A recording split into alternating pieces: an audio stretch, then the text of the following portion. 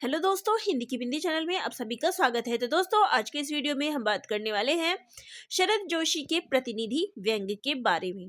तो ये आपके यूनिट 9 एमपी असिस्टेंट प्रोफेसर के सिलेबस में दिया गया है और ये सारी पीडीएफ आपको मिल सकती है, पेड रूप पे उपलब्ध है।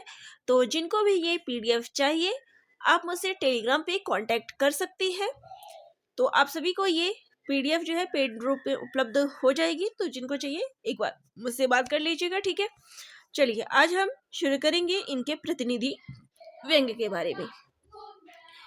तो देखिए, प्रतिनिधि से यहाँ क्या तात्पर्य है, जो उनके फेमस रहे हैं, प्रसिद्ध रहे हैं, उनके बारे में। तो देखिए, तिलिस्म, जीप पर सवार इल्लिया, राह किनारे बैठ, मुद्रिका रहस्य उनके प्रतिनिधि व्यंग में आती हैं। तो ये सारी चीजें जो है इनके प्रतिनिधि व्यंग में आती हैं। लेकिन जब यहाँ मैं अगर प्रश्न करूं कि यहाँ पे अगर एमपी असिस्टेंट प्रोफेसर का जो सिलेबस है उसमें अगर आपसे प्रश्न पूछा जाएगा तो जरूरी नहीं कि आपसे इन्हीं के बारे में पूछा जाए, क्योंकि यहाँ पर सिलेबस बहुत बड़ा है। तो इतना ज्यादा डीपली घुसकर मैं कहूंगी कि प्रश्न नहीं आएंगे, प्रश्न जरूर पूछे जाएंगे। अब यहाँ पे शरद जोशी से संबंधित और उनके व्यंगों से संबंधित प्रश्न जरूर पूछे जाएंगे। लेकिन मैं अगर बताऊं कि ये उनके द्वारा लिखित व्यंग, तिलिस्म के आपसे पात्र पूछे जा रहे हैं या तिलिस्म किस पर आधारित है ये पूछा जा रहा है, इतना नहीं पूछा जाएगा। लेकिन जो भी इम्पोर्टेंट है या जिस प्रकार की चीजें हैं उसमें उन सभी का संकलन है, मैं आप सभी को बताती हूँ। तो देखिए, इनका जन्म, सबसे पहले इनका जीवन परिचय आप सभी देख लीजिए, क्योंकि जीवन परिचय महत्वपूर्ण है। तो इनका जन्म 21 मई 1931 ईस्वी उज्जैन मध्य प्रदेश में हुआ था और मृत्यु 5 सितंबर 1991 ईस्वी में, ठीक है। जहां देखिए, व्यंग के जनक के रूप में हरिशंकर परसाई जी जाने जाते हैं, वहीं पे व्यंग को पालने पोसने का यानी व्यंग को बढ़ाने का जो श्रेय जाता है वो शरद जोशी को जाता है। तो ये आपके लिए यहाँ पे महत्वपूर्ण हो जाता है कि व्यंग के जनक के रूप में परसाई जी जाने जाते हैं, वहीं पे इसको आगे बढ़ाने का, पालने पोसने का जो श्रेय है वो शरद जोशी को जाता है। तो देखिए, 1951 में इंदौर की दैनिक नई दुनिया में परिक्रमा नामक व्यंग स्तंभ लिखना इन्होंने शुरू किया। तो इन्होंने अपना लेखन कार्य, जो ये व्यंग रचनाएं इन्होंने लिखना शुरू किया, कब से किया था? तो 1951 से। और एक दैनिक पत्रिका आती थी नई दुनिया, तो नई दुनिया में एक कॉलम था परिक्रमा, और परिक्रमा इनका पहला व्यंग भी है। तो परिक्रमा नाम से इनके नाम से एक कॉलम निकलता था जिसमें ये व्यंग लिखते थे। अब इनकी व्यंग रचनाएं किस किस में आती थी, यहाँ भी ये भी इम्पोर्टेंट था, तो मैंने वो सारी चीजें ले ली है। तो देखिए, धर्मयुग जो पत्रिका है उसमें इनका व्यंग बैठे ठाले के नाम से आता था। ताल बेताल, इसमें इनका व्यंग साप्ताहिक हिंदुस्तान के नाम से आता था। नाविक के तीर, इसमें इनका रविवार के नाम से जो पत्रिका है उसमें नाविक के तीर नाम से आता था। और फिर प्रतिदिन, नव भारत टाइम्स में जो है प्रतिदिन नाम से जो कॉलम होता था उसमें इनके व्यंग आते थे। तो ये इनके व्यंग और पत्रिका में किस नाम से आते थे वो थे। अब बात कर लेते हैं इनकी रचनाओं के बारे में, ये भी महत्वपूर्ण है। तो देखिए, पहली रचना तो आप जरूर याद रखिएगा, इनकी पहली रचना है परिक्रमा 1958 ईस्वी, किसी बहाने 1971 ईस्वी, जीप पर सवार इलिया 1971 ईस्वी, ये दोनों 71 में लिखे गए हैं। फिर राह किनारे बैठ 1972 ईस्वी, तिलिस्म 1973 ईस्वी, दूसरी सतह 1978 ईस्वी, पिछले दिनों 1979 ईस्वी। इसके बाद देखिए, क्योंकि ये मैंने सनवाइज लिखा हुआ है तो इसलिए मैंने व्यंग नाटक इनके ले लिए हैं। तो इनके द्वारा 2 व्यंग नाटक लिखे गए हैं।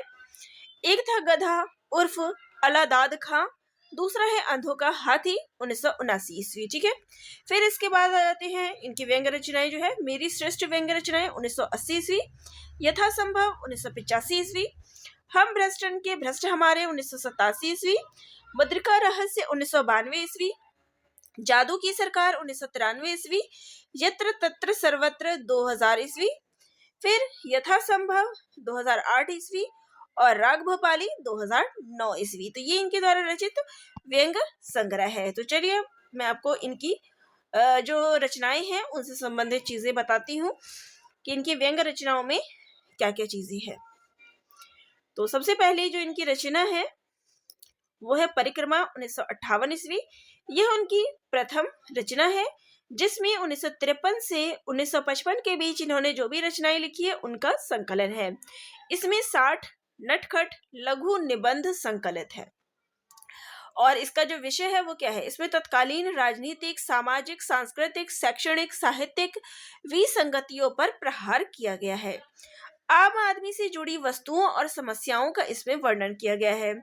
पुराना साम्राज्य और आजादी गुलामी, ये इसमें जो पार्ट होंगे, अलग अलग पार्ट्स होंगे, उसका नाम है पुराना साम्राज्य और आजादी गुलामी। जैसे व्यंग द्वारा आजादी के बाद की जो दुर्दशा है उसका पर्दाफाश किया गया है। वहीं पे परीक्षार्थिनी का पति शिक्षा के क्षेत्र में फैली अंधेर गर्दी को हमारे सामने खुलकर रख देते हैं। फिर इसके बाद देखिए, परिक्रमा में एक स्थान पर शरद जोशी लिखते हैं, एक ही क्रिया में केवल कल और स्थान का भेद, काल, यहाँ पे कल नहीं है, ये काल है, काल और स्थान का भेद हो जाने पर उसे उपहार के बजाय रिश्वत कह दिया जाता है। तो अगर काल और भेद में हो तो जो उपहार होता है वो भी क्या बन जाता है, रिश्वत बन जाता है। जबकि दूसरी तरफ वो कहते हैं, आविष्कार आवश्यकता की जननी है और अय्याशी आविष्कार की बेटी है। तो ये कथन महत्वपूर्ण है, शायद शरद जोशी का अगर कथन है तो पूछ सकते हैं। परिक्रमा में शरद जोशी ने आसपास की बारीक परिक्रमा की है। तो परिक्रमा में आसपास का जो भी हमारा वातावरण रहता है उसमें जो भी चीजें पाई जाती है उसका जिक्र इन्होंने किया है। इसमें आजादी के बाद का समय दिखाया गया है। तो मैंने ये चीजें ले ली है कि इस उनके द्वारा जो ये व्यंग रचना है उसमें उसकी विषय वस्तु क्या है। ठीक है, अगला है किसी बहाने 1971 ईस्वी। यह शरद जोशी का व्यंग कथा संग्रह है। तो परिक्रमा क्या था, निबंध था, और इसमें इनकी कथा यानी कहानियां संकलित है। इसमें 21 व्यंग कथाओं का संग्रह किया गया है। इसमें बुद्धिजीवियों को व्यंग का लक्ष्य बनाया गया है। अमरसता के एहसास की भयावनी रात, अब ये इनका इसमें जो कथा है वो है। इसमें हिंदी साहित्य के इतिहास को आचार्य रखने के आचार, यहाँ पे आचार से तात्पर्य है जो आचार होता है, अचार नहीं, अचार जो हम अचार खाते हैं ना आम का, उसकी बात की गई है कि इसमें हिंदी साहित्य के इतिहास को अचार रखने के मटके के रूप में चित्रित किया गया है। उफ, डाल पर लगी हरी अंबिया को अगर यह पता लग जाए कि किसी पुराने मटके में डालकर उसका अचार बनाया जाएगा तो उसे कैसा लगेगा। तो ये कहते हैं कि अगर अचार को अगर पहले से पता हो, मतलब अम्बी को, जो पेड़ की डाल पे अम्बी लटकी रहती है, आम लटके रहते हैं छोटे छोटे, अगर उनको पहले ही पता हो कि हमारा जो है हमें काट कर तोड़ कर मटके में डालकर अचार बनाया जाएगा तो उनको कैसा लगेगा। हिंदी साहित्य ऐसा ही मटका है और हम सब उसके भावी अचार और मुरब्बा है, जिसे भविष्य में कभी कभी चने के लिए सुरक्षित रखा जाता है। साहित्य के प्रति समर्पण और उसकी सार्थकता पर बड़ा प्रश्न चिन्ह लेखक ने लगाया है। पुराने पेड़ की बातें, अगला है इनका पुराने पेड़ की बातें। हिंदी के छायावादी कवियों को लक्ष्य बनाकर इसमें उन्होंने लिखा है। मेघदूत की पुस्तक समीक्षा, इसमें उन्होंने समीक्षकों की मानसिकता, उनके आग्रह दुराग्रह आदि की पोल खोल दी गई है। फिर इसके बाद आते हैं गौशाला के बंधक। इसमें गाय के माध्यम से लेखन के शोषण पर मनोरंजक शैली में व्यंग्यात्मक प्रहार किया गया है। फिर इसके बाद इसमें जो अगली कहानी है वो है बैठे से रिसर्च भली, आज के शोधार्थियों एवं निर्देशों के छिछलेपन को दर्शाया गया है। फिर अगला है आग लगने पर कवि धर्म। पत्रिका में छापा लालसा पर सुंदर व्यंग्यात्मक प्रहार किया गया है। कवि सिगरेट पीकर एक रात में 5 कविताएं लिखने बैठता है। सिगरेट से आग लग जाती है, उसे होश नहीं रहता, उसे एक ही धुन सवार है और वह है अपनी 5वीं कविता। तो इस पर इसने इसमें जो है बताया है कि आग लगने यानी आग लग चुकी है, लेकिन वो अपना कवि धर्म की मुझे अपनी 5वीं कविता पूरी करनी है, तो इस पर प्रहार किया गया है। तो शरद जोशी ने आजकल के तथाकथित कवियों की रचना पर इसमें प्रहार किया है। फिर है अंक अंगूर अंग्रेजी। ये सुंदर व्यंग्य कथा है। इसमें अंग्रेजी का परिचय इस प्रकार दिया गया है। हिंदुस्तान आजाद होने के बाद कुछ बुढ़िया औरतों ने इंग्लैंड लौटना, ये स्वीकार है, थोड़े से वर्ड जो है इसमें हो गए तो टाइपिंग की वजह से स्वीकार नहीं किया। अंग्रेजी भी उन्हीं में से एक है। फिर नेक्स्ट आ जाते हैं जीप पर सवार इल्लिया। इसका प्रकाशन वर्ष है 1971 ईस्वी। इसके जरिए भारतीय राजनीति और व्यवस्था पर व्यंग किया गया है। इसमें एक जो कहानी है, एक शंख बिना कुतुबनुमा, तो इसमें राजनीति और राजधानी दिल्ली पर निष्ठुरतापूर्वक प्रहार किया गया है। फिर इसी में एक कहानी है जीप पर सवार इल्लिया। अफसरों द्वारा भोले भाले किसानों के शोषण की कथा जो है इसमें कही गई है। जहां जीप पर बैठे तीनों व्यक्ति स्वयं व्यंग्यकार भी इसमें शामिल है, इल्लियों का प्रतीक बन जाते हैं। सिर्फ तीन ही नहीं, ऐसी हजारों इल्लियां हैं, लाखों इल्लियां। यह सिर्फ चना ही नहीं खाती, सब कुछ खाती है। और निशंक जीप पर सवार होकर फिर ये चली जाती है। फिर ये जो है जीप की सवार इल्लिया के बारे में है। फिर है सरकार का जादू के अलग अलग दृश्य में कार्यालय में व्यापक घूसखोरी, लूट खटोस, विदेश नीति, अर्थनीति, करप्शन ऑफ इंडिया, नेपोटिज्म, ये जो भाई भतीजावाद है, फिर प्रजातंत्र और गरीबों के शोषण पर इसमें व्यंग किया गया है सरकार का जादू में। तो यहाँ देख सकते हैं कि जितने भी इसमें कहानियां या फिर कथा संग्रह सम्मिलित है, उन सभी के बारे में एक छोटा छोटा मैं विषय लेकर आई हूँ, ताकि जो भी चीज अगर इसमें पूछी जाए तो आपको पता हो कि हाँ, इस तरीके का विषय वस्तु इसमें दिया गया। क्योंकि आपको यहाँ पे नाम नहीं दिया है इन्होंने कि आपको यही रचनाएं पढ़नी है, लेकिन इन रचनाओं में क्या चीज दी गई है ये आपको पता होना चाहिए। अगला है टूरिज्म इन इंडिया। इसमें क्या होता है, तो देखिए, इसमें एक विदेशी भारत में भ्रमण करने के लिए आता है। बनारस में उसका सूटकेस गुम हो जाता है। आगरा में कीट बेचकर होटल का बिल उसको चुकाना पड़ता है। इंडिया का होली मैन साधु शर्ट वो ले लेता है। और अंतिम दृश्य में वह यात्री हमारे सामने विजिट इंडिया का पोस्टर लपेटे हुए आता है और उसे अपना पतलून बेचकर वापस जो है जाने के लिए टिकट खरीदना पड़ता है। तो ऐसी उसकी दशा हो जाती है, तो जिसका जिक्र इसमें किया गया है। फिर है नेक्स्ट है होना कुछ नहीं का। तो इसमें कहते हैं कि इंटरव्यू की तैयारी के लिए एक लड़का और नेता दोनों एक ही कुर्ता पजामा खरीदने, एक ही दुकान पर जो है ना एक साथ दोनों जो है कुर्ता पजामा खरीदने पहुंचते, क्योंकि उनको कहीं इंटरव्यू देने जाना होता है।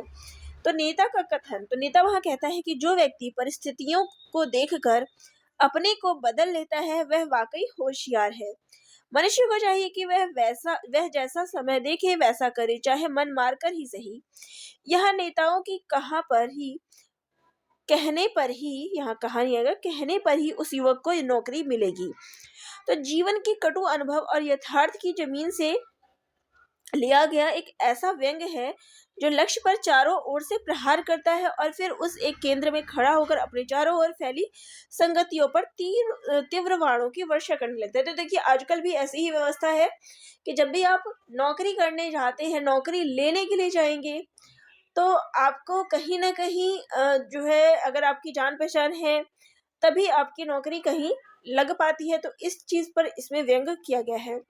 इस संग्रह में राजनीति और नेताओं के, यानी ये जो संग्रह है इनका जीप पर सवार इल्लियों का, इसमें राजनीति और नेताओं के चारित्रिक पतन, उनकी स्वार्थपरता, राष्ट्रभक्ति के नाम पर अपना पेट भरना जैसी स्थितियों पर प्रहार किया गया है। अगला है राह किनारे बैठ 1972 ईस्वी। इसमें 28 व्यंग निबंध है। इसमें सामाजिक, राजनीतिक, साहित्यिक और आसपास की उन तमाम विसंगत स्थितियों पर करारा जोड़ किया गया है। तो इसमें मैं ओलंपिक नहीं गया, इसमें खेल के क्षेत्र में फैले भ्रष्टाचार और भारतीय खिलाड़ियों के निरंतर असफलताओं पर जो है तीखा प्रहार किया गया है। फिर इसके बाद अगला आ जाता है तुम कब जाओगे अतिथि।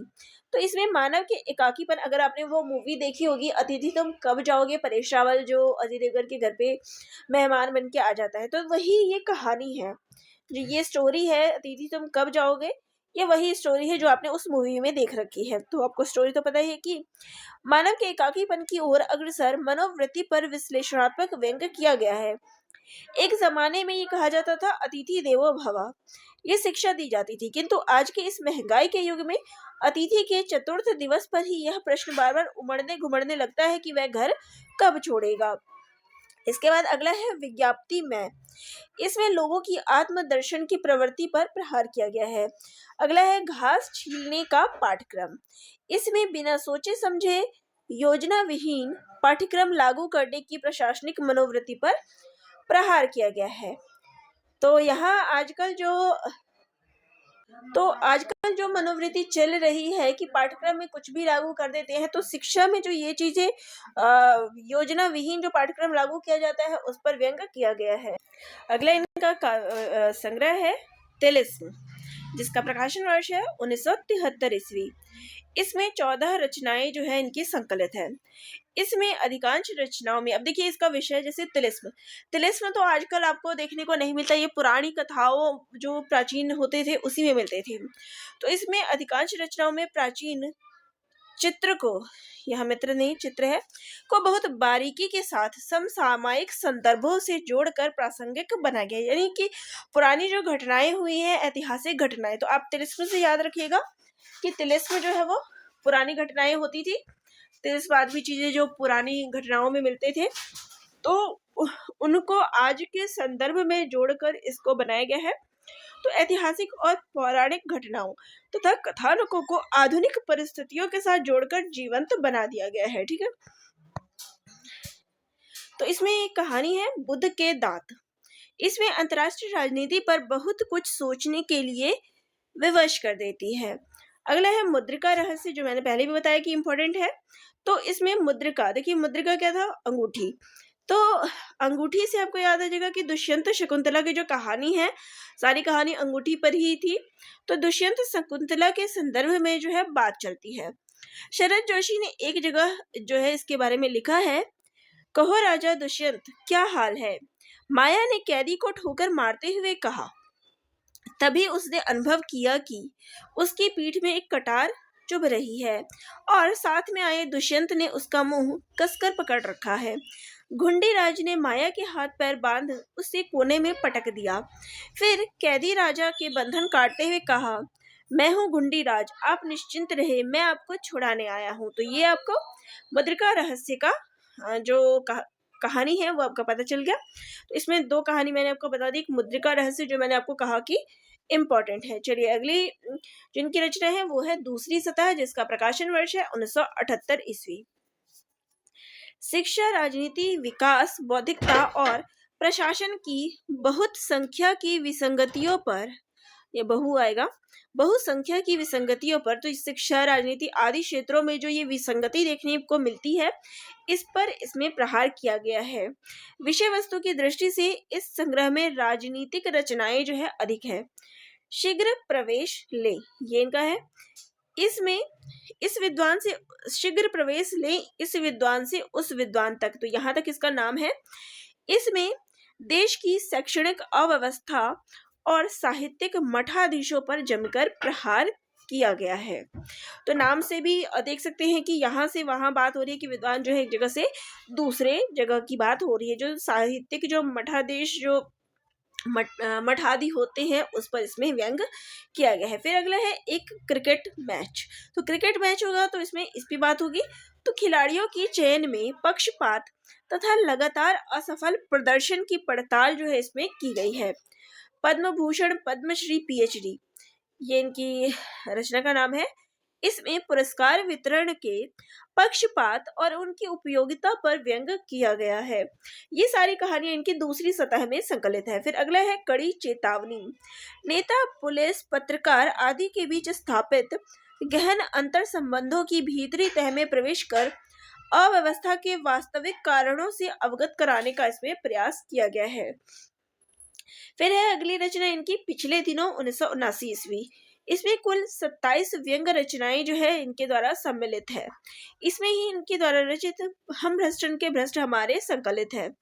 तो इसमें तत्कालीन राजनीतिक विसंगतियों पर जो है इसमें प्रहार किया गया है। तो देख सकते हैं कि अधिकतर जो इसमें रचनाएं हैं इनकी, वो राजनीतिक क्षेत्र में जो चीजें विद्यमान है उस पर प्रहार किया गया है।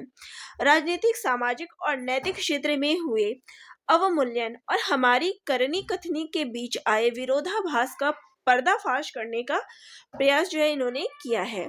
फिर अगला है दूतावासों के चक्कर, ये इनके पिछले दिनों में संकलित है। इसमें थोड़ी सी सुख सुविधा के लिए विदेश यात्रा का दुख पाने के लिए, यानी कि दूतावास, तो दूतावास में किस प्रकार स्थान मिले, तो इसके लिए कि सुख सुविधा थोड़ी सी हमें मिल जाए। विदेश यात्रा का और विदेश जाने का जो दुख है, सुख नहीं मिलेगा, दुख ही मिलेगा। तो किस तरह व्यक्ति जो है विदेश जाने के लिए अपना जो स्वाभिमान है वो बेच देता है, इसका जिक्र इसमें किया गया है। लेखक ने ऐसे लोगों की तुलना भिखारी से की है और कह दिया कि हम तो जन्मजात भिखारी हैं, भिक्षा तो हमारा संस्कार है। तो ये इसमें कहा गया है दूतावासों के चक्कर में। अगला है मेरी श्रेष्ठ व्यंग्य रचनाएं 1980 ईस्वी। इसमें 1958 से लेकर 1980 के बीच पत्र पत्रिकाओं एवं पूर्व प्रकाशित जो पहले इन्होंने प्रकाशित की है उन सभी रचनाओं का संग्रह, यानी इसमें कुल 17 रचनाएं जो है संकलित है। ठीक है। फिर अगला है यथासंभव, जिसका प्रकाशन वर्ष है 1985 ईस्वी। इसमें इनके द्वारा 100 श्रेष्ठ व्यंग्य रचनाएं संकलित है। तो जैसे कि इसमें श्रेष्ठ व्यंग्य रचनाएं जो है इन्होंने संकलित किया, तो इसमें पहली वाली भी है। तो देखिए, इस ग्रंथ को भारतीय राजनीति, इतिहास, साहित्य, संस्कृति, धर्म, शिक्षा आदि के क्षेत्र में व्याप्त विसंगतियों को उजागर करने वाला काल पत्र कहा जा सकता है। तो यहाँ पे देखिए, याद रखिएगा कि यथासंभव को इन्होंने क्या कहा है, काल पत्र। ठीक है। बाकी चीजें तो यही सारी कॉमन ही है, भारतीय राजनीति, इतिहास, साहित्य, संस्कृति, धर्म, शिक्षा, और इसको इन्होंने कालपत्र कहा है यथासंभव को। यथासंभव का हवाला दिए बिना आधुनिक भारतीय व्यंग्य साहित्य की चर्चा करना संभव नहीं। इस ग्रंथ में राष्ट्रीय और अंतर्राष्ट्रीय क्षेत्र में व्याप्त आडंबरों पर करारा व्यंग किया गया है। इस संग्रह में जोशी जी ने भोपाल में बिताए दुख सुख भरे दिनों की याद के साथ स्वर्गीय मित्र श्री हरिहर जोशी को समर्पित किया है। ये सब इन्होंने यथासंभव के विषय में कहा है। फिर अगला है हम भ्रष्टन के भ्रष्ट हमारे, ये भी मैंने बताया कि इंपॉर्टेंट है। तो इसमें देखिए, इसका प्रकाशन वर्ष है 1987 ईस्वी। इसमें उन्होंने यथासंभव में मैंने बताया कि 100 श्रेष्ठ व्यंग्य रचनाएं हैं, उसमें से 23 रचनाएं जो है इसमें संकलित है। इसके अलावा मुद्रिका रहस्य भी इसमें अगला जो है इनका, देखिए हम भ्रष्टन के भ्रष्ट हमारे, इसमें यथासंभव से चुनी हुई 23 रचनाएं संकलित है। फिर अगला है मुद्रिका रहस्य 1992 ईस्वी। ये शरद जोशी के मरणोपरांत उनकी रचनाओं का यह प्रथम संग्रह वाराणसी के विश्वविद्यालय प्रशासन द्वारा प्रकाशित करवाया गया। तो देखिए, एक कहानी इनकी मुद्रिका रहस्य है जो उसमें संकलित है, जिसमें मैंने बताया कि शकुंतला की कहानी है। ये इनकी व्यंग्य रचनाओं का संग्रह है जिसको प्रकाशित कराने वाले हैं वाराणसी विश्वविद्यालय प्रशासन। ठीक है। इस संग्रह की 5-6 रचनाओं को छोड़कर शेष रचनाएं जो है पहली बार संग्रहित की गई है। तो इसमें जो रचनाएं हैं 5-6 रचनाएं हैं जो पहले भी प्रकाशित हो चुकी है, बाकी सारी नई है। इस संग्रह के मुख्यतः 2 कारण हैं। एक तो यह कि जिंदगी की साधारण स्थिति पर हल्के फुल्के ढंग से लिखते हुए भी अचानक किसी अप्रत्याशित कोण से हमारी चेतना पर हमला करते हुए हैं। तो दूसरी तरफ उनके अत्यंत मनोहर मानवीय स्वभाव में जो है वह उनकी रचनाओं से में सर्वत्र प्रतिफलित है। तो इस रचना में, यानी कि मुद्रिका रहस्य में 29 रचनाएं जो है संकलित की गई है। फिर अगला है यत्र तत्र सर्वत्र, जिसका प्रकाशन वर्ष है सन 2000 ईस्वी। यह संग्रह उनकी पत्नी श्रीमती इरफाना शरद ने उनके मरणोपरांत अपने संपादकीय में भारतीय ज्ञानपीठ द्वारा प्रकाशित करवाया था। तो ये ध्यान में रखिएगा कि ये किसके द्वारा प्रकाशित करवाया गया था, तो इनकी पत्नी द्वारा। इसमें 101 व्यंग्य रचनाएं निहित है। इसमें समकालीन जीवन और समाज की तमाम समस्याओं और उनकी विसंगतियों पर तीखा प्रहार किया गया है। इसमें प्रेम, सौंदर्य, साहित्य, राजनीति, भाषा, पत्रकारिता, अध्यात्म, नैतिकता आदि सभी विषयों पर जो है इन्होंने अपनी प्रतिक्रियाएं दी है।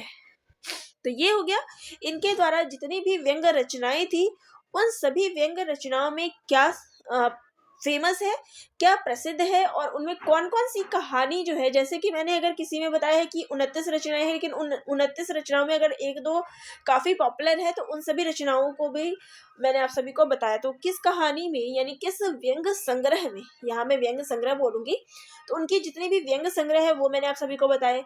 उन व्यंग संग्रह में क्या चीज़ें महत्वपूर्ण है, उनके वर्ण विषय किस पर आधारित है, उन सभी का संकलन है। तो इससे बाहर इस टॉपिक में कुछ भी नहीं पूछा जाने वाला है। और आप सभी को ये वीडियो कैसा लगा कमेंट करके ज़रूर बताइएगा, और चैनल पे नए हैं लाइक शेयर और सब्सक्राइब भी करिएगा। धन्यवाद।